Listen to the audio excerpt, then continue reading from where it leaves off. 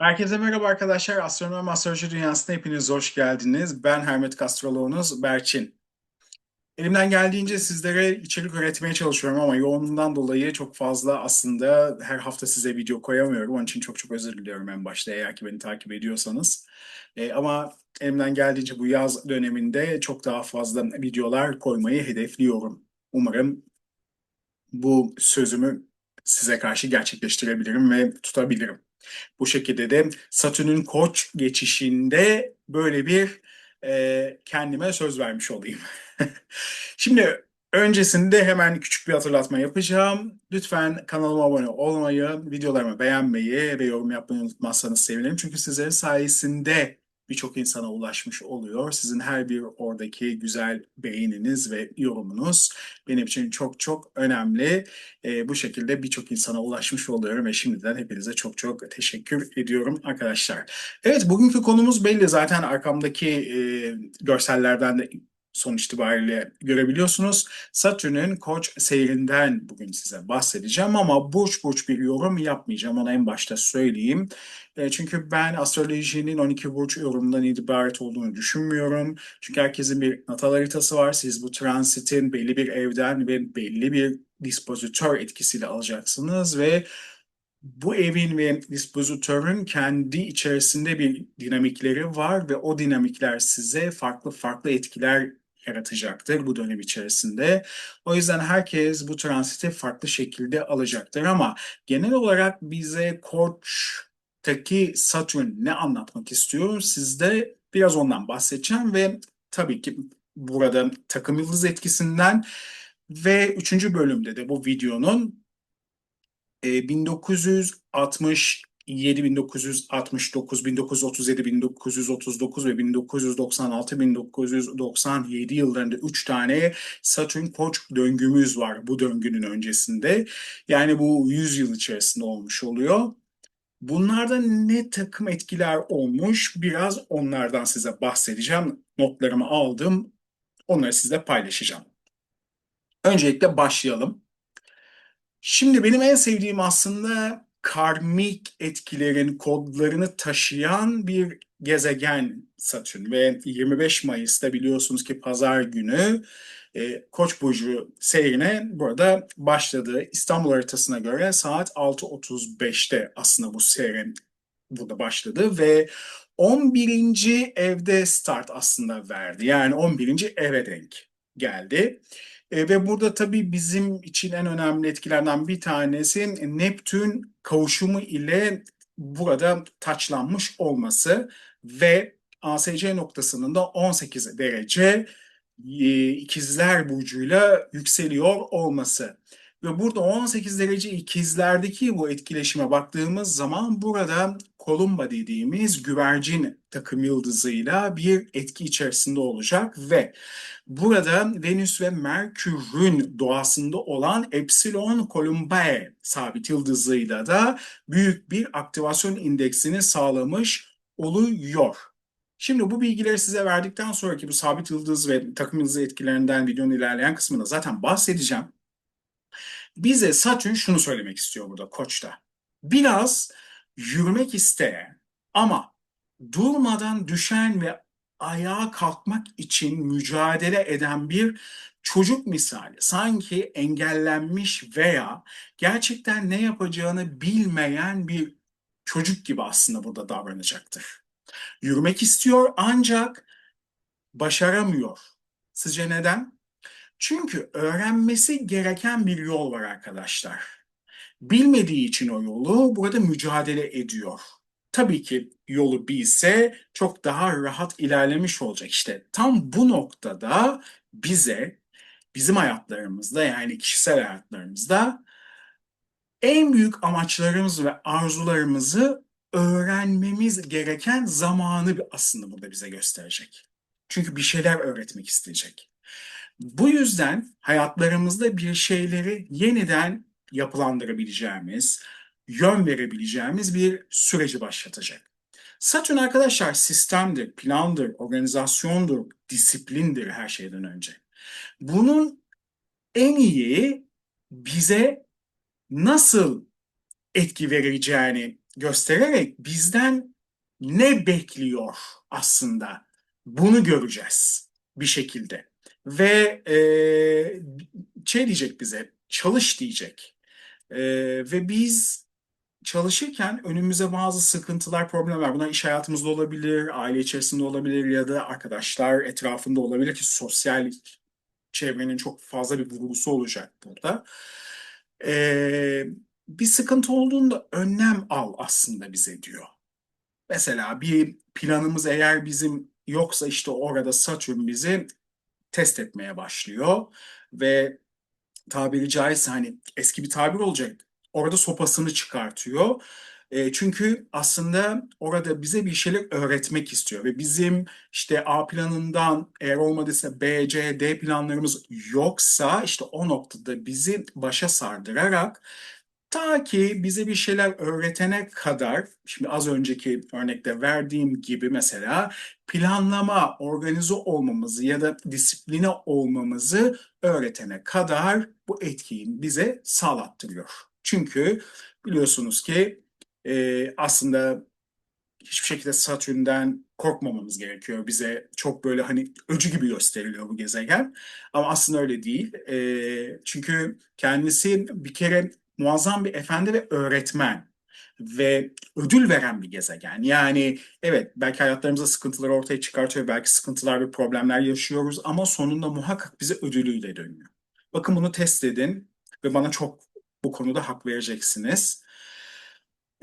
Şimdi tabii burada Koç burcunda zodyak birinci evi aslında sonuç itibariyle temsil ediyor, öyle değil mi? Ve bu yüzden hayatlarımızda doğru şeyleri yapmak adına bize bir nebze Satürn burada baskı hissettirebilir. Yani bizden uyumlu hareket etmemizi bekleyecektir arkadaşlar.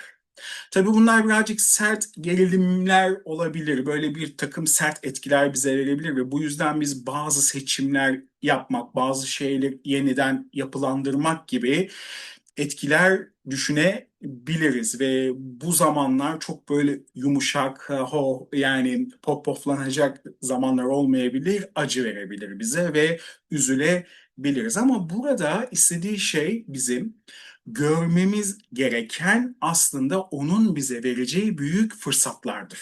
Çünkü burada Neptün kavuşumuyla olduğu için biraz hayalleri gerçeklere dökme eğilimi de var. Ama tabii burada birinci ev etkisinden dolayı yani koç hani olduğu için hani öyle düşünebiliriz. Biraz beden adına özen isteyecektir bizden. Yani bizim fiziksel yapımızla alakalı. İşte sağlık adına bir şeyleri yönetmemiz eğer gerekiyorsa bize bunları hatırlatacaktır.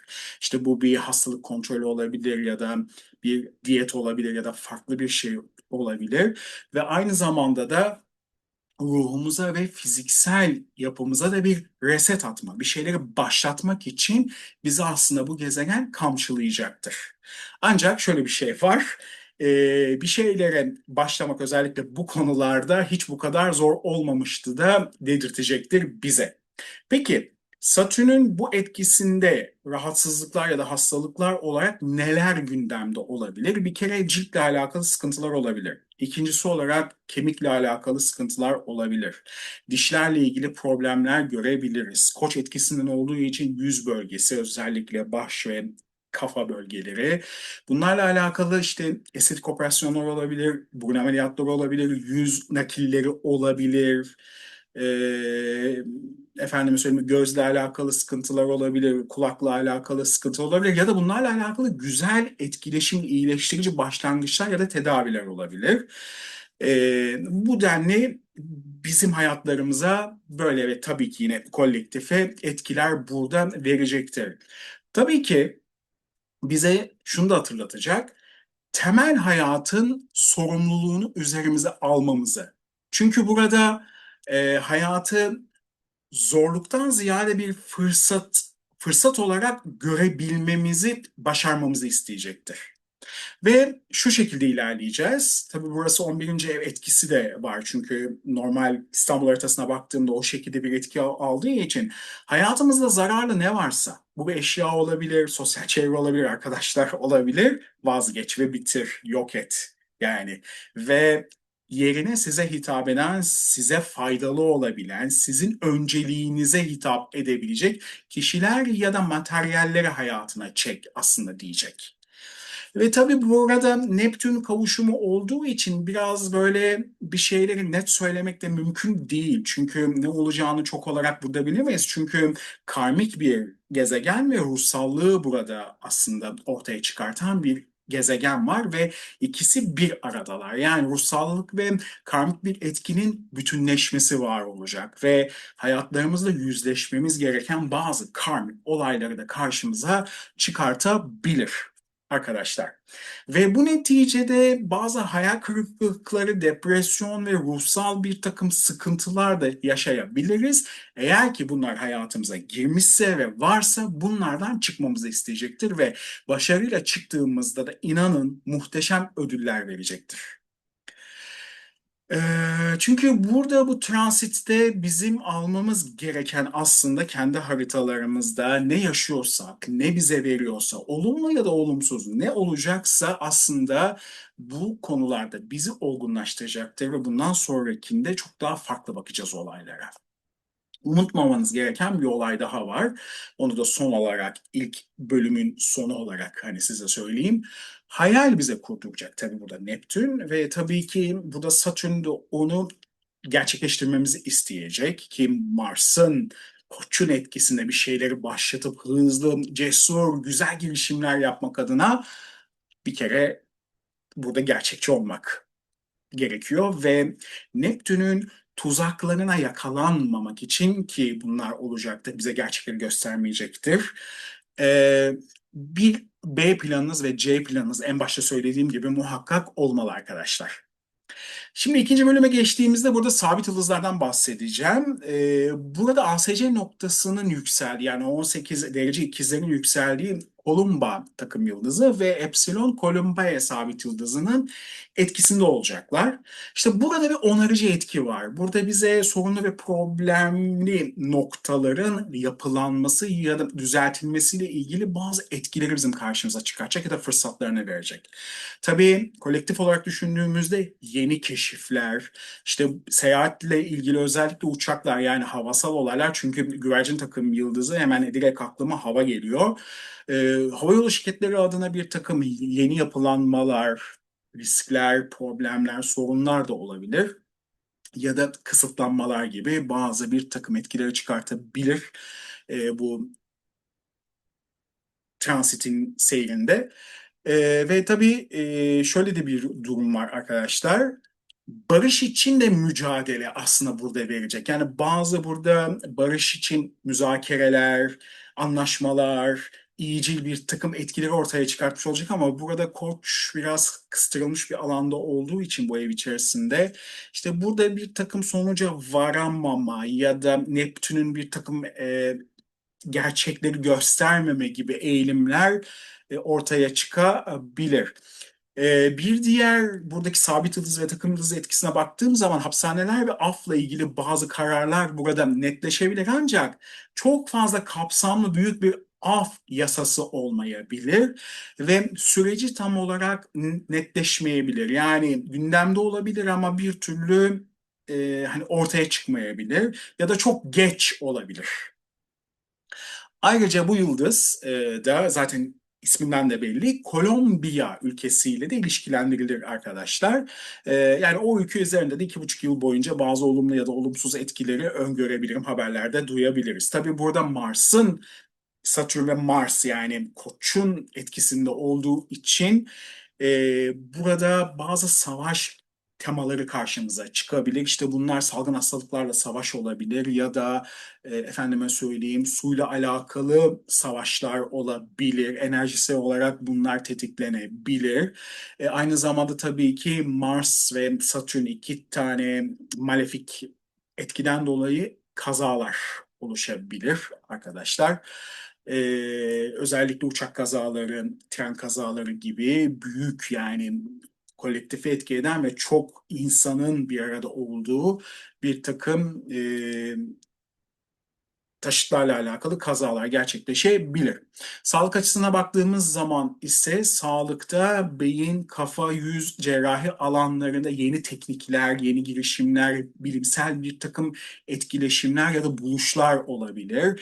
Özellikle baş bölgesi ve nörolojik hastalıklarla ilgili olarak işte sıkıntılı, zor tedavisi olan ya da olmayan hastalıkların engellenmesi, durdurulması ile ilgili yeni ilaçlar ya da tedaviler ortaya çıkabilir. Çünkü sonuçta Satürn bazı şeyleri kısıtlayacaktır. Ama ikizlerin yükselmesi Merküryen etkide ise fikirler ortaya çıkacaktır ve uygulanacaktır ki Uranüs zaten biliyorsunuz ki ikizlere geçecek Temmuz'un ilk 10 günü içerisinde ve o zaman zaten bunların ayak seslerini almaya başlayacağız arkadaşlar. İkinci bölümü de bu şekilde bitirmiş oluyorum. Üçüncü bölümüne geldiğimiz zaman Satürn'ün bazı notlar aldım. İşte size söylediğim gibi 1937'den 1999'a kadar 3 tane Satürn Koç transiti olmuş ve dünyada ne takım etkiler aslında burada gerçekleşmiş. Yani biraz onlara bakalım. Çünkü astroloji arkadaşlar ileriye hani biz bakıyoruz ama aslında geçmişe bakıyoruz. Çünkü geçmişteki döngülere bakıyoruz. Orada neler olmuş, ne sonuçlar bize vermiş, neden olmuş ve nasıl olmuş. Ona göre şimdi bu haritaya göre neler olabilir? Aslında bu şekilde öngörü yapıyoruz. Yani haritayı açıp da işte şu tarihte bu olmuş, biz ilerisi için bunu öngörüyoruz demiyoruz. Geçmişe dayalı, istatistiklere dayalı bir sistem, bir ilimdir aslında astroloji ve her zaman döngüleri ele alır ve ona göre yorum yapılır. Şimdi arkadaşlar 1937-1939 bazılarını okuyacağım burada çünkü yani hepsini aklımda tutma gibi bir şansım yoktu. Şimdi Çin ve Japonya savaşı ortaya çıkmış bu dönemde 1937-1939'da arkadaşlar. Almanya'da ünlü Zeppelin olan Hindenburg ABD'nin New Jersey eyaletinde inişi sırasında alev almış ve büyük bir trajediye yol açmış bu dönemde. Golden Gate Köprüsü halka açılmış arkadaşlar bu dönemde. İspanya İç Savaşı devam etmiş. Cumhuriyetçilere karşı özellikle savaşta ilerleme kaydetmişler. Almanya Avusturya'yı ilhak etmiş arkadaşlar. Onun haricinde yine tarihte Kristal Gece olarak geçiyor 1937'lerde, 38'lerde. Almanya'da Yahudilere karşı büyük bir pro, e, evet burada büyük bir program düzenlenmiş ve sinagoglar, iş yerleri o dönemde tahrip edilmiş. Münih Anlaşması olmuş arkadaşlar. İngiltere Başbakanı burada Chamberlain'le Hitler ile anlaşarak Çekoslovakya'nın Sudetenland bölgesinin Almanya'ya verilmesini kabul etmiş bu dönem içerisinde. Sovyetler Birliği ve Almanya arasında Molotov-Ribbentrop Paktı imzalanmış. İngiltere ve Fransa Almanya'ya karşı savaş ilan etmiş 1939'da. Yine Kanada Almanya'ya karşı savaş ilan etmiş arkadaşlar. Ve tabii ki bu yılların sonunda İspanya İç Savaşı sona ermiş. Ee, ve ilk ticari uçuşlar başlamış. Bakın yine uçaklarla yani havayla alakalı bir takım etkiler var burada.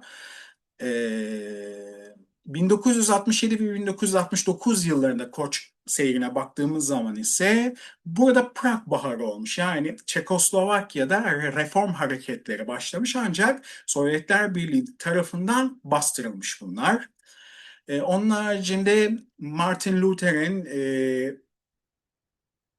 öldürülmesi yani burada suikaste gitmesi. Aynı şekilde yine ABD Başkan adayı Kennedy'nin Los Angeles'ta vurularak hayatını kaybetmesi ve suikaste gitmesi var yine bu yıllar arasında.